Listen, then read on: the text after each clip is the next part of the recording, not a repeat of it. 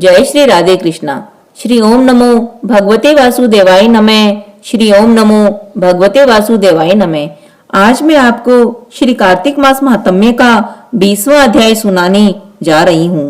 राजा पृथु ने कहा, हे देवऋषि, इसके पश्चात युद्ध में क्या हुआ तथा वह दैत्य कैसे मारा गया?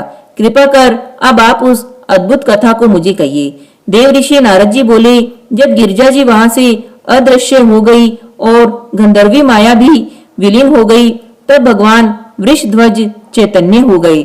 उन्होंने अलौकिकता व्यक्त करते हुए बड़ा क्रोध किया। फिर भगवान शंकर जलंधर से युद्ध करने लगे। जलंधर शंकर के बाणों को काटने लगा, परंतु जब काट न सका तो उसने माया की पार्वती बनाकर अपने रथ पर बांध ली, जो शुंभ निशुंभ द्वारा विद्यमान थी और विलाप कर रही थी। तब अपनी प्रिय पार्वती को इस प्रकार कष्ट में पड़ा देखकर लौकिक लीला दिखाते हुए भगवान शंकर प्रकृत जनों की तरह व्याकुल हो गए और उन्होंने अग्निपुंज की तरह भयंकर रौद्र रूप धारण कर लिया। अब उनके रौद्र रूप को देखकर कोई भी दैत्य उनके सामने खड़ा होने में समर्थ न हो सका और सब भागने छिपने लगे। यहाँ तक कि शुंभ निशुंभ भी युद्ध में स्थित होने को समर्थ न हो सके। जलंधर की सारी माया क्षण मात्र में नष्ट हो गई। संग्राम में चारों ओर हाहाकार होने लगा। शिवजी ने उन भागते हुए शुंभ और निशुंभ को शाप देकर बड़ी धिक्कार दी और उनसे कहा, तुम दोनों बड़े दुष्ट हो, तुमने मेरा बड़ा अपराध किया है। तुम पार्वती को मारते थे, अब युद्ध में भागते हो। भागते को मारना पाप है, इससे अब मैं तो तुम्हें नहीं मारूंगा, परंतु गौरी तुम्हें अवश्य मारेगी।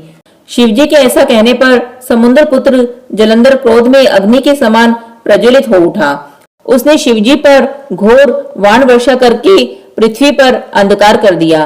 तब उस दैत्य की ऐसी चेष्टा देखकर भगवान शंकर बड़े ही क्रोधित हुए तथा उन्होंने अपने चरण गुप्त से बनाए हुए सुदर्शन चक्र को चलाकर उसका सिर काट दिया।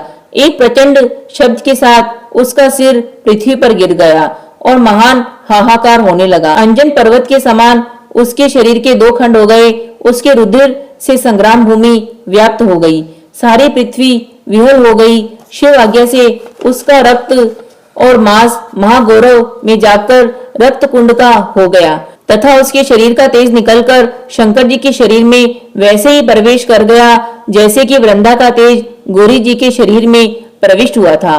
जलंधर को मरा हुआ देखकर देवता, गंधर्व और सभी बहुत प्रसन्न हुए। श्री हरि विष्णु भगवान की जय। श्री हरि विष्णु भगवान की जय।